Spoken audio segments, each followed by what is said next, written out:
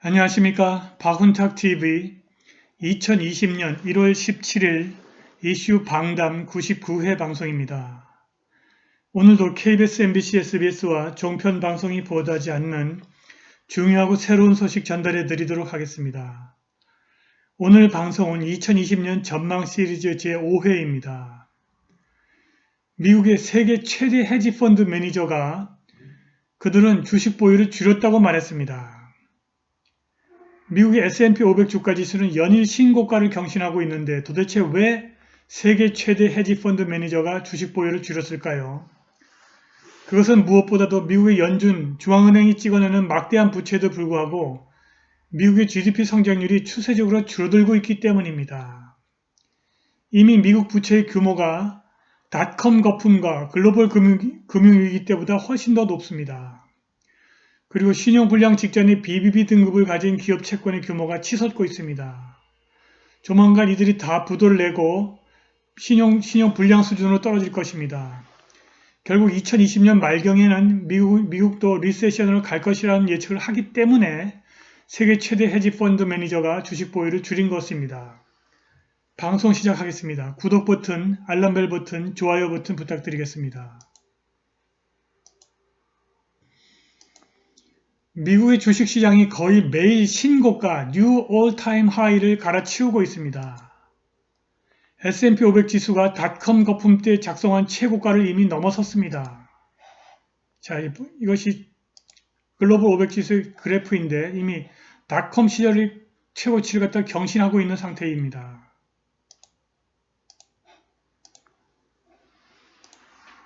그런데 오크트리 캐피털의 창립자 하워드 마크스가 최근 블룸버그 TV에 출연해서 지금은 주식 투자를 위해 좋은 때가 아니라고 말했습니다. 그리고 이틀 후 브리지워터 어소시에이트 최고 경영자 그레그 젠슨이 그들의 세계 최대 헤지 펀드가 주식 투자를 줄이고 있다고 말했습니다. 대부분의 세계가 주식 시장을 사고 있는데 주식시장에 거품이 있다는 것입니다. 그는 미국의 연준과 다른 나라의 중앙은행들이 통화를 마구 찍어 인플레이션이 불가피하고 금 1온수가 2,000달러 이상으로 치솟을 것으로 예측했습니다. 그는 또 선진국의 중앙은행들이 이자율을 정상적인 수준으로 올릴 생각을 전혀 하지 않는 것은 심각한 문제라고 지적했습니다. 그리고 파이낸셜 타임스와 인터뷰에서 무려 1,600억 달러의 세계 최대 헤지 펀드를 운영하는 이 젠슨은 다수의 전선에서 정치적 혼란이 2020년에 마구 터져 나올 것이라고 예측했습니다. 이러한 이유로 젠슨은 금이 현재 온수당 1,500달러에서 30% 이상 오를 것이고 투자자의 포트폴리오에서 시금석이 될 것이라고 말했습니다. 젠슨은 파이낸셜 타임스에게 너무 많은 갈등이 끓고 있다. 우리에게 익숙한 것보다 훨씬 더 과격한 환경에 준비를 해야 한다고 말했습니다. 그는 연준이 인플레이션을 정확하게 측정할 능력이 없기 때문에 인플레이션을 목표치 2% 아래로 유지할 수 없을 것이라고 말했습니다. 젠슨은 인플레이션이 목표치 2%에 도달을 해도 연준이 선제적으로 대응하지 못할 것이라고 말했습니다.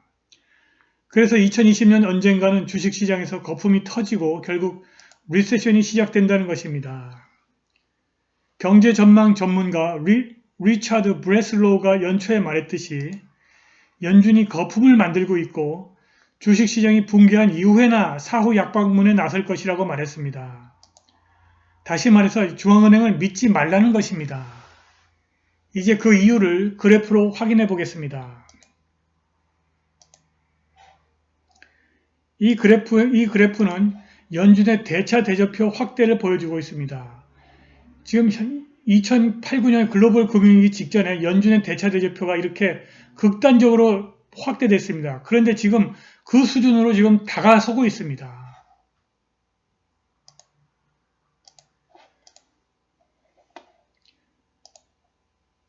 이 그래프에서 이 주황색 선은 미국의 모든 부문에서 발생한 부채 총합을 나타내고 있습니다. 그리고 이 점선은 미국의 GDP 성장률 추세를 나타내고 있습니다. 부채 규모는 이렇게 급증하고 있는데 GDP 성장률 수치는 추세적으로 이렇게 커브 리니어로 내려가고 있습니다. 이건 무슨 뜻입니까? 미국 경제가 급증하는 부채를 갚을 수 있는 능력이 줄어들고 있다는 뜻입니다.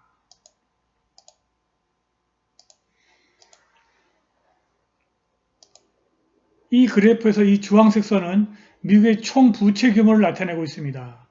미국의 총 부채 규모가 2000년대 초반의 닷컴 붕괴 시대보다 훨씬 높고 그 글로벌 금융위기 때보다 훨씬 높습니다.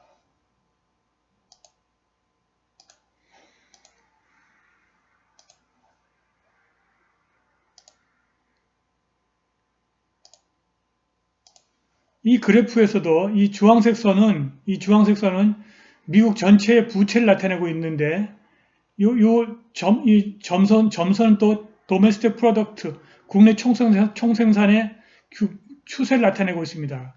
국내 총생산의 추세는 내려가고 있는데 부채 규모는 급증하고 있습니다. 이것은 미국의 경제가 부채를 갚을 능력을 잃고 있다는 뜻입니다.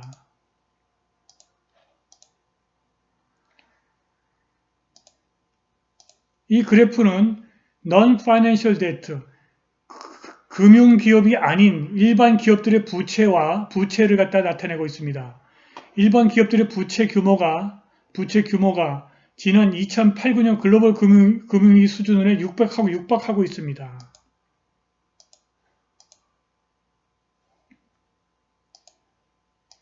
이 그래프에서 이 파란색 선은 GDP 대비 기업의 부채 규모를 나타내고 있습니다. GDP 대비 기업의 부채 규모가 닷컴 거품 때 글로벌 금융위기 때보다 훨씬 지금 높은 상태에 있습니다.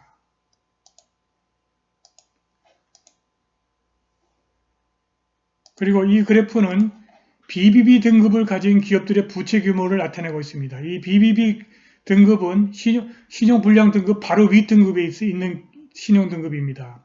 이 BBB 등급의 기업 부채가 2007년 글로벌 금융위기 직전에 비해서 무려 400% 증가한 규모가 있습니다. 이것이 다 부도가 나면 미국 경제가 무너지는 것입니다.